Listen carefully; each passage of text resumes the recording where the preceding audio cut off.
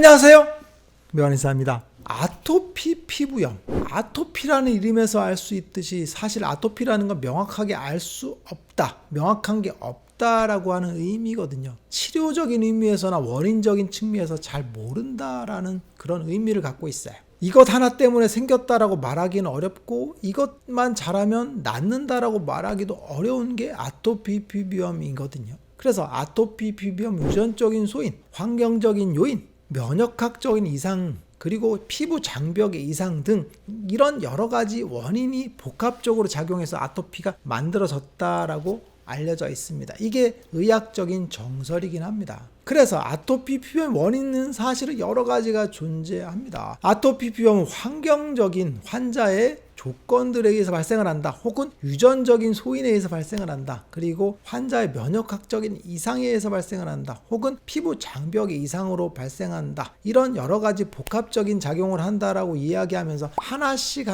그걸 따져서 치료를 하거든요. 그런데 결과적으로는 잘 안 낫죠.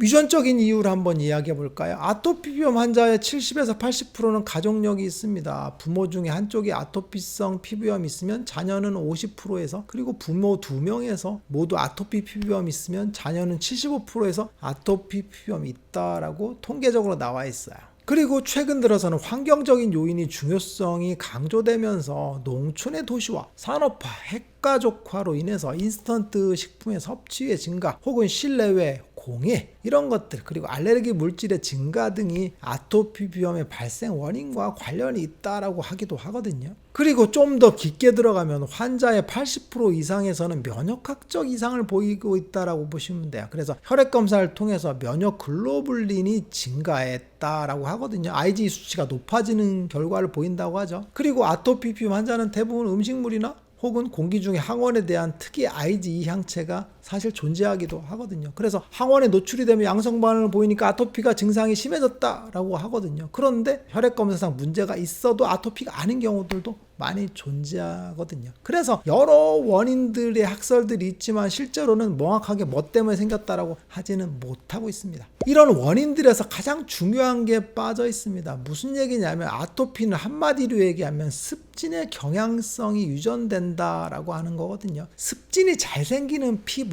그게 바로 아토피 피부염의 첫 번째 조건이다라고 보시면 돼요. 아토피 피부염은 습진성 질환이거든요. 그래서 기본적으로 피부염증입니다. 그래서 아토피성 피부염이라고 얘기하거든요. 아토피성 피부염, 알레르기의 경향을 갖고 있는 피부염이란 얘기입니다. 즉 습진이 기본 베이스란 얘기거든요. 그래서 습진이 낫지 않고 열린 상처로 존재하면 그 상처 부위를 통해서 아토피성이 된 겁니다. 즉 알레르기인자의 감작이 돼서 습진성 질환으로 된 게 바로 아토피 피부염이다라고 정의하면 되거든요. 즉 습진인데 알레르기를 낀 경우라고 보시면 돼요. 굉장히 단순한 구조를 갖고 있는 거죠. 그래서 저 같은 경우는 아토피 피부염이 유전되는 게 아니라 습진의 경향성, 습진이 잘 생기는 경향성이 유전적인 요인을 갖고 있다라고 얘기하는 겁니다. 아토피 피부염이 엄마 아빠에 있던, 아토피 피부염이 아닌 지루성 피부염이 엄마 아빠가 갖고 있던, 아니면 엄마 아빠가 피부가 예민한 접촉성 피부염을 갖고 있던, 이 습진의 경향성이 유전적인 요인을 통해서 아이한테 전달이 되는 거죠. 그랬을 때 습진이 잘 생기는 피부가 되는 건데, 습진이 잘 생기는 상태에서 알레르기의 경향성이 감작되는 겁니다. 그래서 아토피로 가는 겁니다. 그러면 알레르기의 경향성이 없으면 어떻게 되겠어요? 그죠? 지루성 피부염이라든지 화폐상 습진이라든지 접촉성 피부염이 되는 거겠죠. 아토피가 되지 않는다라고 보시면 돼요. 그래서 그 습진의 경향성이 부모에서 자녀로 이어지는 그런 문제들 때문에 아토피가 유전적인 요인이 높다라고 하는 건데, 그게 아니라 습진의 경향성이 유전적인 경향이 높은 거라고 보시면 돼요. 그게 알레르기와 결합됐을 때 아토피로 보이는 것 뿐입니다. 그런데 그게 감작이 잘 되는 상태가 되는 거죠. 그래서 아토피가 점점점 증가했다라고 얘기하는 겁니다. 결론적으로 말씀드리면 엄마 아빠가 지루성인데 아이가 지루성인 경우들이 굉장히 흔하거든요. 그죠? 근데 엄마 아빠가 지루성인데 아이가 아토피인 경우도 더 흔합니다. 그리고 엄마 아빠가 접촉성 피부염으로 피부가 예민한데 아이가 아토피인 경우들도 많죠. 그 얘기는 뭐냐면 습진의 경향성들이 더 많이 유전이 되고, 그로 인해서 아토피가 될 수도 있고 지루성이 될 수도 있고 접촉성 피부염이 될 수도 있다는 거거든요.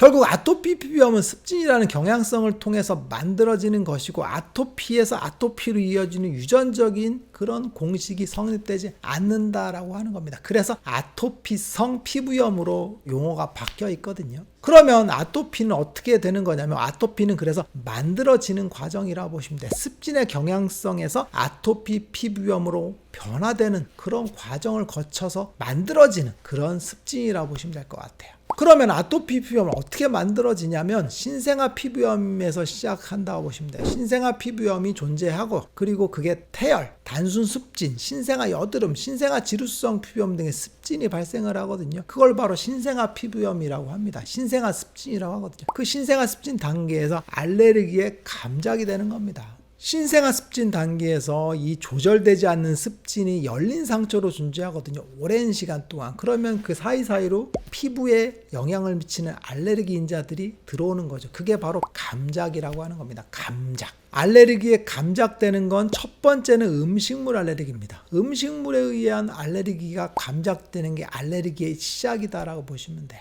감작이란 용어가 생소할 수 있습니다. 감작의 반대는 관용입니다. 관용은 면역학적인 관용을 얘기하는 거거든요. 음식물을 섭취했어요. 그러면 음식물에 의한 관용이라는 건 입으로 들어온 음식물들이 소화를 통해서 우리 몸에 이로운 물질로 흡수되는 게 관용입니다. 아무런 반응, 이상 반응을 일으키지 않고 수용되는 거죠. 이걸 바로 좋은 기억이라고 하는 겁니다. 알레르기 감작은 반대입니다. 음식물이 우리 몸에 들어와서 거부되는 기억입니다. 피부염에 열린 상처를 통해서 음식물 단백질들이 들어오는 거거든요. 나쁜 기억입니다. 나쁜 기억은 알레르기의 감작이 되는 특정 단백질이 우리 몸에서 피부염을 유발하고 염증 반응을 유발하고 그게 기억됨으로써 계속적으로 수년, 수십 년 동안 남는 나쁜 기억으로 존재하는 게 바로 감작이라고 보시면 돼요. 이때 감작되는 알레르기는 사실은 양이 많고 적은 것과 상관없습니다. 조금만 들어와도 기억을 하거든요. 우리가 나쁜 기억들은 조금만 기억돼도 우리가 상처로 남는 거랑 똑같은 겁니다. 식탁 위에 음식물, 부모님 손에 묻은 음식물, 입에 묻은 음식물, 공기 중에 떠다니는 음식물들이 아이의 피부를 통해서 들어가는 거죠. 굉장히 말도 안 되는 작은 입자지만 들어갑니다. 손상된 부위, 열린 상처를 통해서 들어간다라고 보시면 돼요. 이때 감작되는 게 시작되는 겁니다. 그래서 이 감작 과정을 통해서 습진이 존재하는 부위에 알레르기가 딱 붙어버리는 겁니다. 그래서 알레르기, 만성 습진이 결합된 게 아토피성 피부염이다라고 보시면 될 것 같아요. 그러면 아토피는 이 과정을 통해서 생긴 거냐? 꼭 그것만은 아니고 두 번째 요인이 존재합니다. 아토피는 만들어지는데 두 번째 과정이 필요한데 이건 바로 치료의 미스입니다. 미스. 첫 단계인 신생아 습진 단계에서 습진이 빨리 치료가 된다면 상처가 아물겠죠. 그러면 알레르기에 감작되는 단계, 열린 상처가 존재하지 않으니까 감작 단계가 사라지겠죠. 신생아 습진 단계에서 치료가 잘 됐다면 아토피는 아토피성으로 진행되지 않게 되는데 신생아 습진에서 부적절한 관리로 인해서 습진이 더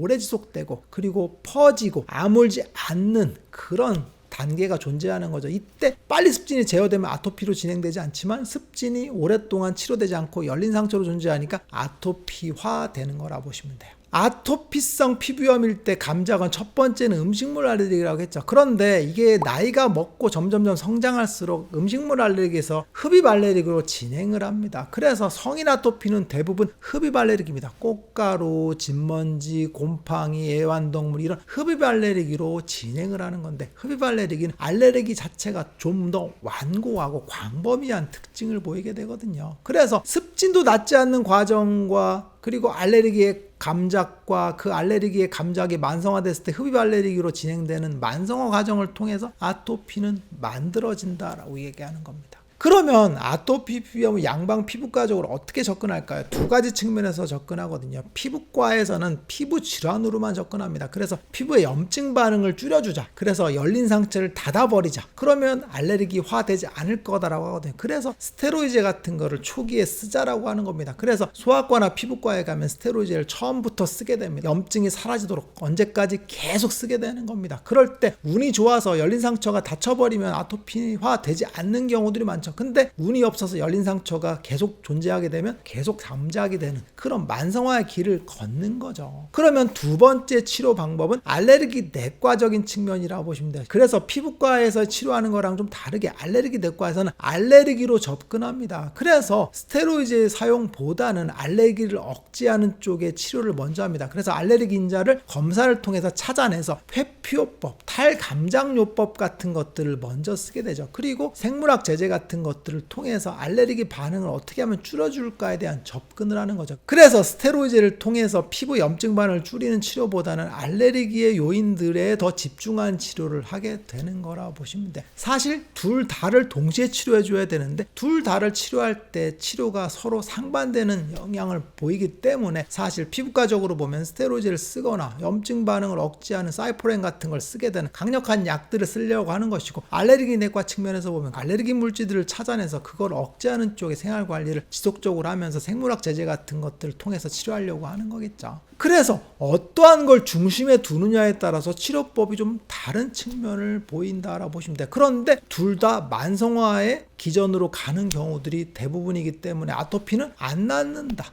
혹은 만성적인 경과를 보인다라고 이야기하는 거거든요. 이상에서 살펴본 것과 같이 아토피 피부염에서 치료에서 핵심은 습진의 치료입니다. 열린 상처가 존재하기 때문에 알레르기 인자가 들어오는 게 아토피화 되는 거랬죠. 그러면 애초부터 열린 상처를 닫아버리는 겁니다. 대문을 열어놓고서 도둑이 안 들어오길 바라면 안 되겠죠. 아토피 피부염이라는 대문을 활짝 열어놓고 알레르기 안 들어오게 할 수는 없다라고 보시면 될 것 같아요. 그래서 아토피 피부염의 치료에서 핵심은 습진병변을 빨리 치료하는 거라고 제가 누차 강조했죠. 그래서 아토피 피부염은 습진을 낫게 하는 게 가장 중요한 요소, 시작과 끝이다라고 보시면 돼. 피부 장벽의 대문을 닫아야만이 알레르기 유입이 안 되고 그게 아토피성 피부염으로 만성화의 기전으로 가지 않는다라고 보시면 될 것 같아요. 그래서 아토피에 대한 적절한 관리 방법을 알고 회피요법을 통해서 알레르기 인자를 줄이고 그리고 습진을 빨리 낫게 할 수 있는 피부 관리를 적절하게 해줬을 때 아토피는 극복된다라고 보시면 될 것 같습니다. 묘한의사에게 궁금한 거 있으면 댓글 남겨주세요. 영상을 통해서 답변하겠습니다. 빠잉.